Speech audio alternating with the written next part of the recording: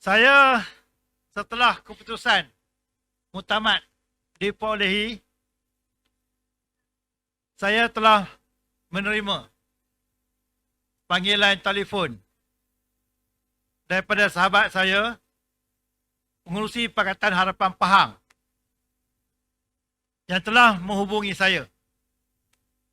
Dan beliau tahu bahawa kedudukan kita tergantung kerana tidak ada siapa pun yang mendapat majoriti mudah ataupun simple majoriti.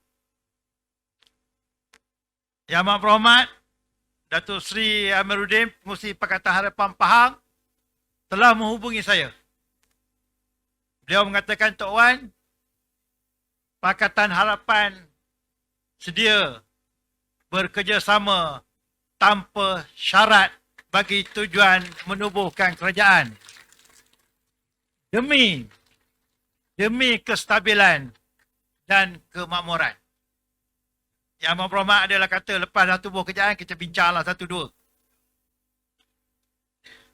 Dalam masa yang sama, saya juga telah dihubungi oleh Perikatan Nasional. Mereka ingin berjumpa dengan saya. Dan saya telah menyahut seruan mereka untuk berjumpa. Dan mereka datang berdua, Timbalan Presiden PAS bersama dengan Datuk Idris. Dan saya bersama dengan Datuk Seri Syed Ibrahim. Dalam pertemuan tersebut, Timbalan Presiden PAS telah bercakap dulu. Saya ingatkan kepada tuan-tuan, pada masa itu kerajaan belum ditubuhkan lagi. Ayat pertama yang dikeluarkan kepada saya, Syed Ibrahim ada, saksi hidup, mengatakan bahawa Tan Sri Muhyiddin telah bersetuju untuk melantik saya sebagai senator dan diberi jawatan menteri penuh. Saya ni terkejut. Orang muda-muda kata terkejut beruk. Dalam hati saya, kerajaan tak tubuh lagi ni. Macam mana boleh offer kepada saya? Saya dengar lah. Kemudian dia kata, menteri besar, mereka nak. Speaker, mereka nak. Exco seimbang. Ada dilantik 3. Saya kira-kira tuan-tuan dan perempuan, kalau saya lihat, nampak bukan nak berbincang, dah menetap dan menentukan. Kemudian saya jawab, saya kata, Datuk Seri, saya ada menerima tawaran tanpa syarat daripada Pakatan Harapan demi kestabilan rakyat dan untuk menubuhkan kerajaan. Bila saya cakap macam tu, dia terkancung sikit. Apa Mat? Faham terkancung tak? Kita ni, saya dengan Abang Mat ni separuh sana separuh sini. Tempat saya makan char kway teow di Belanti tu, tempat Abang Mat kayu gerek tu. Oh, rumah saya lah. Jadi, kurang daripada itu, habis perbincangan, pagi besok saya dapat teks. Dia kata, setelah berbincang dengan Presiden, setuju untuk saya dilantik semula sebagai Menteri Besar. Itu pun saya terkancuh juga. Sebab yang melantik Menteri Besar tu bukan dia. Kenan Agung. Tetapi yang lain-lain tu kekal, dia kata. Saya kata tak apalah. Kemudian saya dengan Yang Amat Berhormat, Datuk Seri Amiruddin, kita teruskan perbincangan. Dan kita punya persefahaman yang sama. Bagi kita ialah keamanan, kestabilan, kemakmuran dan kena tubuh kerajaan demi rakyat. Itu yang kita pentingkan. Bukan kita letak syarat dan sebagainya. Dan akhirnya, datang perjumpaan kali yang kedua dengan pihak belah sana, Ikatan Nasional. Masih setuju saya dijadikan Menteri Besar dan mereka nak speaker, ada dilantik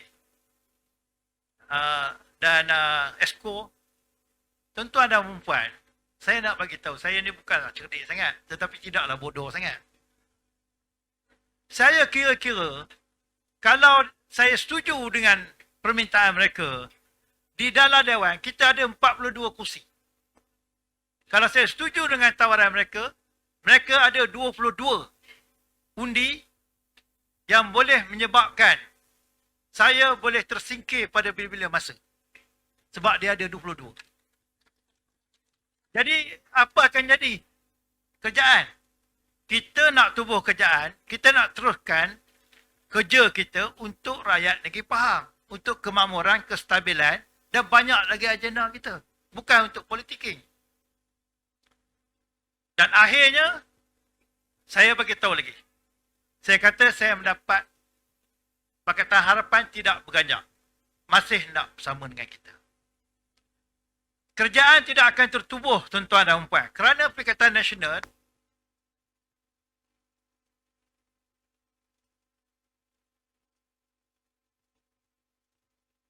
Cuba.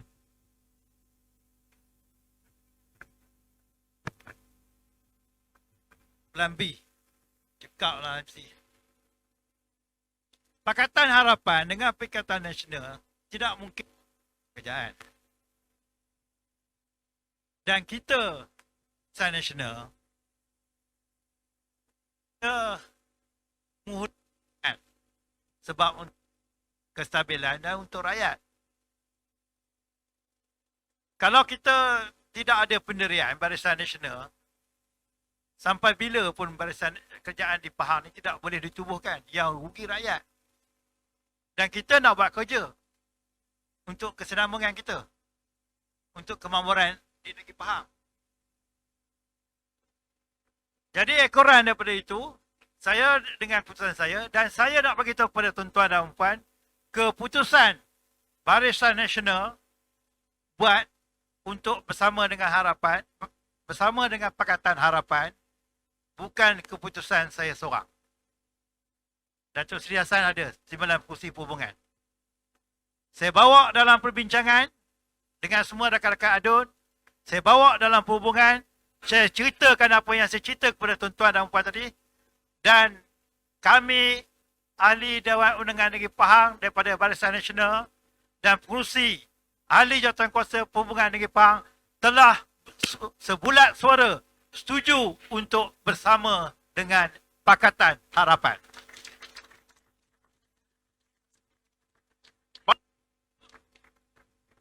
Antaranya ialah sebelum mereka membentuk kerajaan, dah ada minta pejabat JKK, minta kunci balai raya, minta itu dan minta ini sebelum ditubuhkan.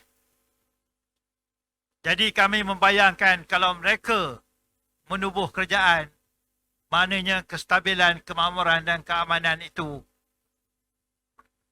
adalah perkara kedua dan ketiga. Kita kestabilan, kemakmuran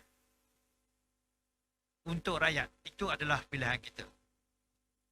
Dan ekoran daripada itu, setelah kita berbincang, bagi tujuan untuk lebih elok, kita mencadangkan supaya mereka diberi satu kursi dalam exco bagi tujuan perpaduan. Ini kita berjiwa besar ni. Walaupun kita dah boleh bentuk kerajaan, kita masih lagi menawarkan satu kursi di dalam exco. Tetapi mereka tak nak. Mereka tak nak kan dengan usaha kita. Jadi itu adalah cerita sebenarnya. Dan tuduhan-tuduhan yang beliau katakan kenapa dengan Pakatan Harapan, kenapa tidak dengan Perikatan Nasional, saya ingat dan boleh perjelaskan